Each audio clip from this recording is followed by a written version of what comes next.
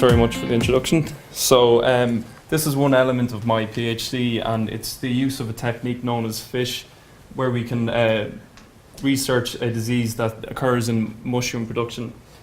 So just to give a brief background, the mushroom industry is very important worldwide, but it's particularly important in Ireland. It's our largest horticultural sector.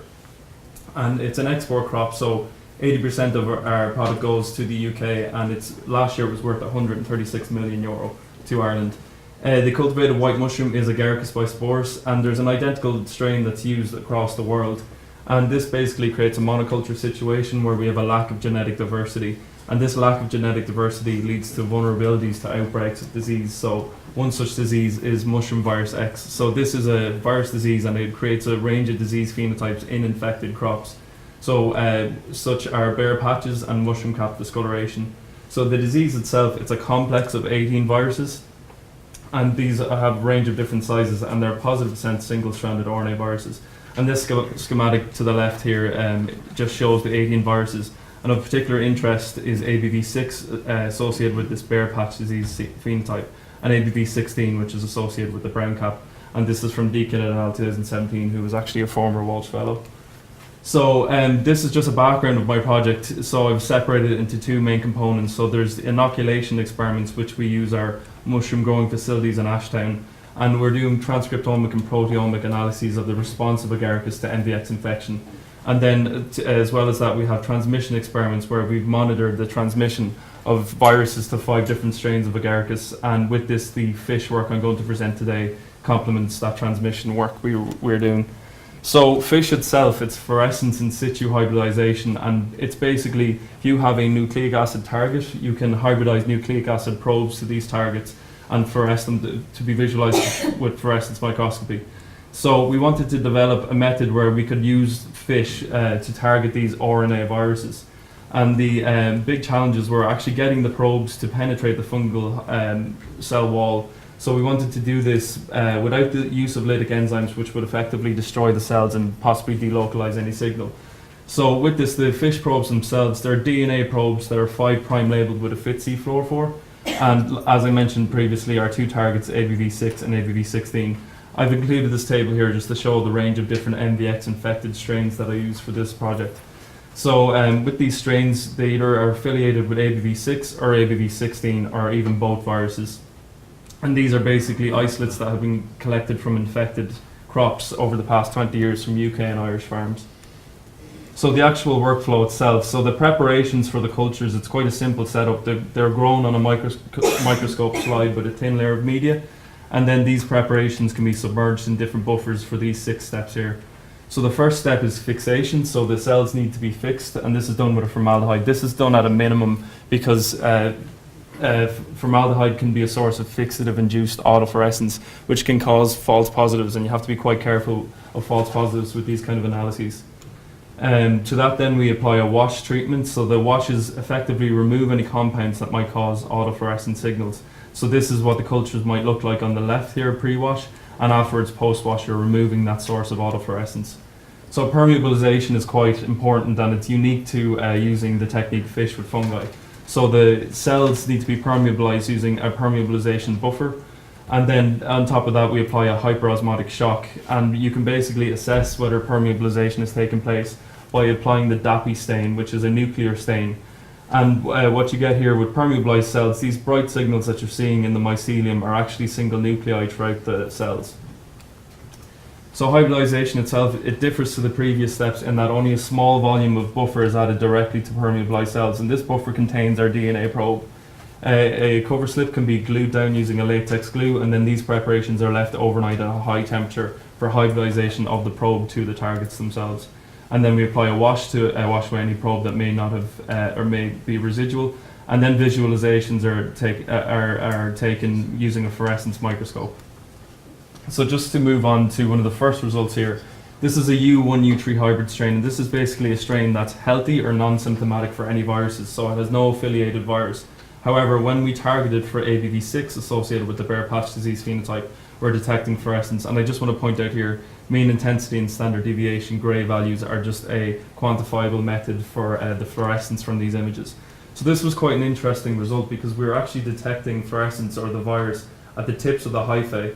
And as you move down the hyphae, you get a gradation of signal. So this suggests that there's congregation of these viruses towards the tips of the hyphae. And you can even see here in certain instances where we have a small branch of a hypha coming off, the viruses are packaged into these branches but not at their origins or their nodes. And this is quite an interesting finding, because this is the first time that we've seen that the viruses are even present in the healthy mycelium. And I've just included schematics for these images to show what it would look like in a more of a zoomed out version. So this is MBX1283, and this is an infected strain. It's associated with ABV6 and targeted for the same. And we can see the high level of fluorescence coming back here. Still in the same kind of localization at the tips of the hyphae, but obviously a lot more fluorescence because the virus is a much higher viral titer. And the titer was actually so strong for these, we observed a pattern, which I hope is clear here. So down the hypha we have fluorescence, but there's these gaps where we're getting a gap in the signal. And what these gaps actually are, these are vacuoles, and surrounding vacuoles in fungal mycelium, you have a concentration of vesicles. So the fact that the fluorescence and this halo effect around these vacuoles is so strong, this is the first evidence to suggest that the viruses are actually hijacking a vesicle transport system within the hyphae for mobilization. So I just wanted to include this here for any possible naysayers of the technique. So DNA probes, one of the risks is that you might say, well, what if it non-specifically binds the nuclei in the cells? And this top image here basically shows where the arrows are pointing, these small little bright signals. Again, these are fluorescing nuclei. And in the corresponding image, an identical image below, there's no corresponding fluorescence. So we've shown that the DNA probes don't just non-specifically bind to nuclei in the cells, they're actually targeting what they're meant to be. This is MVX4569. And this strain is actually associated with ABV16, the other virus, but when we target for ABV6, we were getting a bit of fluorescence coming back from these. Less so than the disease strain associated with this virus, but more so than in the healthy mycelium, so it was kind of an intermediary result. This is MBX3209, and this is not a very interesting image because it's completely blank, but it was quite an interesting result, because when this was first isolated about 15 years ago, the tests showed that it showed high viral titer for ABV6 and ABV16. And the fact that we're seeing no fluorescence 15 years later when we apply this new technique suggests that there's actually an antagonism between these two viruses in this complex, in that one has possibly knocked out the other. So this is the same strain again, MBX3209, but this time we're targeting for the brown cap discoloration virus ABV16. And we can see here that the virus is present in certain segments of the mycelium. So you can see here in the schematic, it's more in the mycelium network itself towards the center of the cultures and not at the tips that we see in the other virus, ABV6. And this pattern was seen multiple times. So this is MVX4569, and again we're seeing these discrete areas of the mycelium when we're seeing fluorescence in these reservoirs. And this image here on the right is a corresponding bright field image that I've included just to show the level of growth that we're actually seeing in this image. But when we look at it under the fluorescent FITSI filter set, we're only seeing discrete areas of fluorescence. So it's showing that there's reservoirs of virus throughout the mycelium. This is MVX2735. So this is actually very little fluorescence was detected in this particular strain. And this was the strain that we would have used as a benchmark inoculum if we wanted to produce the brown cap discoloration disease phenotype in any experiments we might use. But recent studies from Deacon et al. And some of the experiments I've conducted myself has suggested that this virus has been lost over the past 15 years, perhaps maybe just in cold storage. And using this technique, we've actually validated this by seeing that we're not getting fluorescence coming back from this. So to compensate for this, we've moved over to MDX1153, which was only collected 2 years ago from an Irish farm. And for ABV16, we can see there's high degrees of fluorescence coming back from this particular strain. And the pattern, again, we're seeing highly compartmentalized signal, and what this suggests is that these viruses are being packaged in vesicles and being trafficked throughout the mycelium, so this is further evidence to this as well. And seeing as we have so much fluorescence and so much virus detection for this particular inoculum, we now use this inoculum in any cropping experiments to produce that disease phenotype. So just to conclude on some of the findings from this fish work, so we have a new fish method for detection of MVX, so it's a new method for actually detecting these viruses. It's the first time that fish has actually been used to detect viruses within fungal mycelium. And it's the first time that fish has been used in the nature that we've used it. So the preparations where we grow our cultures on the slides, we hybridize on the slides, and we visualize all in situ. It's the first time of this nature that fish has been achieved in that kind of method. We can see now that the ABV6 virus is present even in fungal mycelium that's supposedly healthy or non-symptomatic.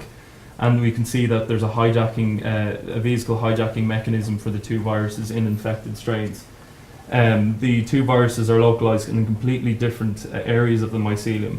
And it's just a lot of evidence to suggest that there's quite a dynamic relationship between these viruses, in that we've seen evidence for antagonism, we've seen differential localization patterns for these two viruses, and even the fact that they produce different disease phenotypes in infected crops.